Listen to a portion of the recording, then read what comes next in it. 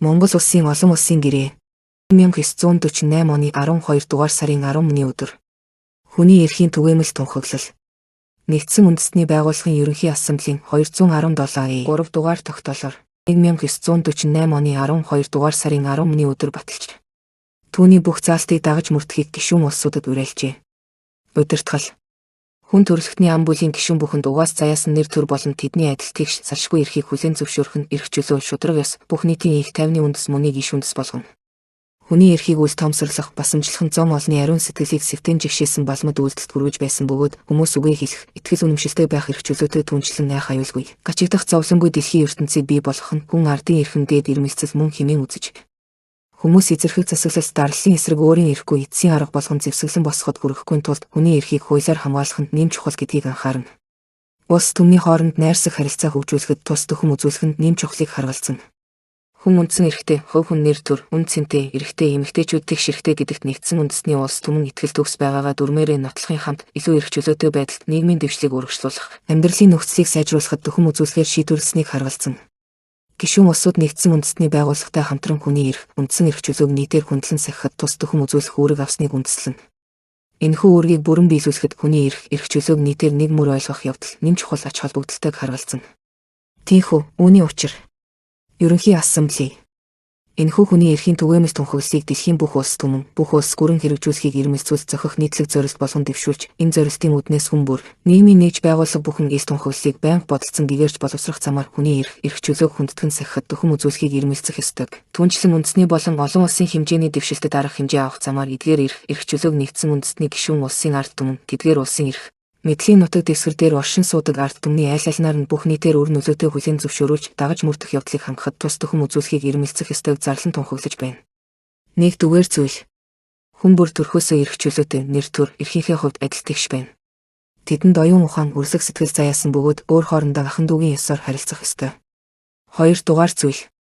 Хүн бүр энэ тунхаглалт заасан бүхий л эрх чөлөөг арьс үндэс, арьсны өнгө, хүйс, хэлс шишин шүтлэг, улс төрийн болон бусад үзэл бодол, үндэсний буюу нийгмийн гарал, эд хөрөнгө, язгуур угсаа болон бусад байдлын ялгааг эс харгалзан ямар ч гадуурхалгүйгээр идэх ёстой. Мөн түнчлэн тухайн хүнийг харьяалдаг улс буюу нутаг дэвсгэрийн улс төр, эрх зүй болон олон улсын статус ямар ч байлаа гэсэн тухайлбал тусгаар тогтносон буюу асрамжинд байгаа. Өөрөө эс удирдах зэрэг бүрэн эрхт байдал нь ямар ч байдлаар хязгаарлагдмал байсан тэр нь ялгуурлах үндэс болох ёсгүй. 3 дугаар зүйл. Хүн бүр амьд явах, эрх чөлөөтэй байх, халтшгүй дархан байх хэрэгтэй. 4 дугаар зүйл. Хэнийг ч боолчлох буюу бусдын эрхшээлд байлгах ёсгүй. Аливаа төрлийн боолчлол болон боолын худалдааг хориглоно. 5 дугаар зүйл. Хинт ч ирүү шүүлт тулган эсвэл хинтээ ч хэрцгийгээр хүний ёсноос гадуур буюу нэр төрийг нь доромжлон харьцах, шийтгэх ёсгүй. 6 дугаар зүйл. Хүн бүр хаанч байсан эрх зүйн чадвартай байх эрхээ хүлээн зөвшөөрүүлэх хэрэгтэй. 7 дугаар зүйл. Хүн бүр хуулийн өмнө адил тэгш бөгөөд ямар ч алгачлаггүйгээр хуулиар адилхан хамгаалуулах хэрэгтэй. Хүн бүр энэхүү тунхаглалт харшлах аливаа алгачлагаас болон тийхүү алгачлагыг өдөөсөн турхралтаас адилхан хамгаалуулах хэрэгтэй. 8 дугаар зүйл. Үндсэн хууль болон бусад хуулиар олгосон үндсэн эрхэн зөрчигдвэл хүн бүр эрх мэдэл бүхий үндэсний шүүхээр эрхээ бүрэн сэргээн тогтоолох хэрэгтэй.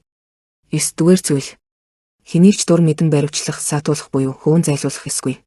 10 дугаар зүйл. Хүн бүр тулгасан аливаа эрүүгийн ял болон эрх үүргээ тодорхойлуулахдаа хараад бус тал хардаггүй шүүхээр бүрэн адилтыг шүнсэн дээр нээлттэй шударгаар шүүлэх хэрэгтэй. 11 дугаар зүйл. Нэг гэмт хэрэгт буруутгагдаж буй хэн боловч өмгөөлөх бүх боломжоор хангагдсан нээлттэй шүүх хурлаар гин буруутайг нь хуулийн дагуу тогтоох хүртэл гин буруугүй гэж тооцогдох хэрэгтэй. 2 тухайн үед үндэсний буюу олон улсын хуулийн дагуу гэмт хэрэгт эс тооцож байсан аливаа үйлдэл буюу эс үйлдэлийг үндэслэж хэнийг ч гэмт хэрэгт ялсан шийтгэх ёсгүй. Түүнчлэн гэмт хэрэг гарсан тэр үед ногдуулж болох байснаас илүү хүнд ял тохиож болохгүй. 12 дугаар зүйл. Хэний ч хувийн болон гэр бүлийн амьдралд хөндлөнгөөс дур мэдэн оролцох, орон байрны халтшгүй байдал, захидал харилцааных нь нууц болон нэр төр алдар хүндэд нь халдах ёсгүй. Тийм оролцоо халдлахын эсрэг хинч байх хуулиар хамгаалуулах хэрэгтэй. 13 дугаар зүйл. Нэг хэн боловч улсынхаа дотор чөлөөтэй зорчих, оршин суух газраа чөлөөтэй сонгох хэрэгтэй. 2 хэн боловч аливаа улс орныг түүний дотроо эх орноо орхин явах, эх орондоо эргэж очих хэрэгтэй. 14 дугаар зүйл. Нэг хэн боловч мөрдөст мөшгөлтөөс цугтаж өөр улсад орогнох боломжийг эрэлхийлэх болон орогнох хэрэгтэй. 2 улс төрийн бус гэмт хэргийн улмаас буюу нэгдсэн үндэсний байгууллагын зорилго, зарчимд харш хэрэг үйлдэлсний улмаас зайлшгүй мөрдөгдөж буй тохиолдолд дээрх эрхийг эдлэж үл болно. 15 дугаар зүйл. Нэг хүн бүр иргэний харьяалалтай байх хэрэгтэй. 2. Альва хүний иргэний харьяалал болон харьяаллаа өөрчлөх эрхийг дур мэдэн цуцлах ёсгүй. 16 дугаар зүйл. Нэг насанд хүрсэн эрэгтэй эмэгтэй хүмүүс арьс үндэс, яс үндэс, шашин шүтлэгтэй холбогдсон альва хязгаарлалтгүйгээр гэрлэх, өрх тусгаарлах хэрэгтэй. Тэд гэрлэхдээ гэрлсний дараа болон гэрлэлтэд цуцлуулах үед тэгш эрх хэдлэнэ. 2. Нөхөр, эхнэр болох 2 хүн чөлөөтэй харилцан бүрэн зөвшөөрсөн нөхцөлд гэрлэж болно. 3. Гэр бүл бол нийгмийн зам ёсны үндсэн нэгж мөн бөгөөд нийгэм төрөөр хамгаалуулах хэрэгтэй. 17 дугаар зүйл. Нэг хүн бүр эд хөрөнгийг ганцаараа буюу бусадтай хамтарч үнчлэх хэрэгтэй. 2. Хинийч өмч хөрөнгийг дураар хураан авч болохгүй. 18 дугаар зүйл. Хүн бүр чөлөөтэй бодож сэтгэх, шашин шүтэх, эс шүтэх хэрэгтэй.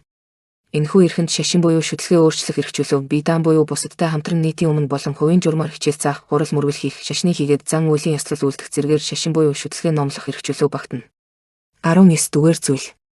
Хүн бүр өөрийн үзэл бодолтой байх, түүнийгээ чөлөөтэй илэрхийлэх хэрэгтэй. Энэхүү эрхэнд үзэл бодлоо ямар ч хорой саадгүй баримтлах эрх чөлөө, үзэл санаа, мэдээллийг улсын хэлийн заагаар үйл хязгаарлан альва арга замаар ирж сурвалжлах, хүлээж авах, түгээн дэлгэрүүлэх эрх чөлөө багтана. 20 дугаар зүйл. Нэг хүн бүр чөлөөтэй 50 хуран цуглах, эвлэлтэнд нэгдэх хэрэгтэй. 2. Хэнийг ч альва эвлэл холбоонд албатан оруулах ёсгүй. 21 дугаар зүйл. Нэг хүн бүр улсаа удирдахад шууд буюу чөлөөтэй сонгосон төлөөлөгчдөрөө уламжлан оролцох хэрэгтэй. 2. Хүн бүр улстай төрийн алба хашиг тэгш хэрэгтэй. 3. Ард түмний хүсэл зориг бол засгийн эрх мэдлийн үндэс байх ёстой. Энэ хүсэл зориг нь сонгуулийн бүх нийтийн тэгш эрхийн үндсэн дээр саналыг нууцаар хураах буюу саналаа чөлөөтэй гаргах явдлыг хангахуйц өөр адил чанартай хэлбэрийг ашиглах замаар явуулж байвал зохих тогтмол хуурамч бус сонгуулиар илэрлээ олно. 22 дугаар зүйл. Хүн бүр нийгмийн гишүүний хувьд нийгмийн хангамж эдлэх, түнчлэн нэр төрөө хадгалах, биеэ боловсруулж хөгжүүлэхэд зайлшгүй шаардлагатай эдийн засаг, нийгэм, соёлын эрхээ улс бүрийн бүтэцэд нөөц боловсроотой уялдуулан үндэсний хүч чармаалт хийгээд олон улсын хамтын ажиллагааны замаар хэрэгжүүлэх хэрэгтэй. 23 дугаар зүйл. Нэг хүн бүр хөдөлмөрлөх, ажлаа чөлөөтэй сонгох, хөдөлмөрийн шударга, аятай нөхцлөөр хамгуулах, ажил хөдлөлөөс хамгаалуулах хэрэгтэй. 2. Хүн бүр ямар ч алгачлаггүйгээр адил хэмжээний хөдөлмөрт адил хэмжээний шан хөлс авах хэрэгтэй. 3. Ажил хөдөлмөр эрхэлж байгаа хэн боловч хувийн болон ам бүлийнхээ ахуй амжиргааг хүний зэрэгтэй авч явахад хүрэлцгүйц бөгөөд зайлшгүй тохиолдолд нийгмийн хангамжийн их усүрээр нэмэн хариужуулсан, хийсэндээ таарсан, хүртээмжтэй шан хөлс авах хэрэгтэй. 4. Хүн бүр эрх ашгаа хамгаалах зорилгоор үйлдвэрчний эвлэл байгуулах буюу үйлдвэрчний эвлэлд нэгдэх хэрэгтэй. 24 дугаар зүйл. Хүн бүр ажлын цагаа зохистойгоор хязгаарлуулах, цалинтай ээлжийн амралт идэх эрхийг оролцуулан амрах, зав чөлөөтэй байх хэрэгтэй. 25 дугаар зүйл.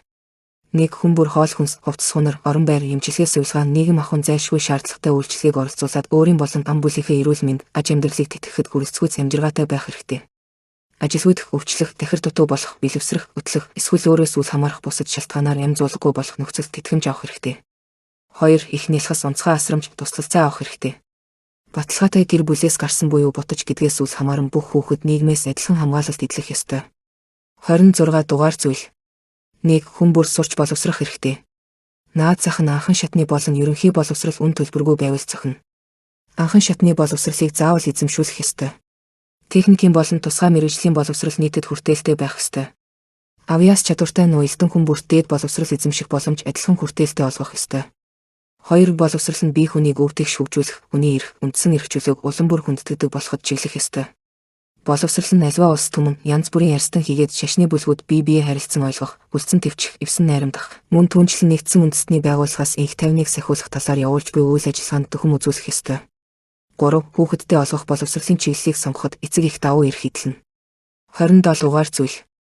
Нэг хүн бүр нийгмийнхээ соёлын амьдралд чөлөөтэй оролцох, урлагийн цэнгэлийг эдлэх, шинжлэх ухааны дэвшилд оролцож үр шимийг нь хүртэх хэрэгтэй.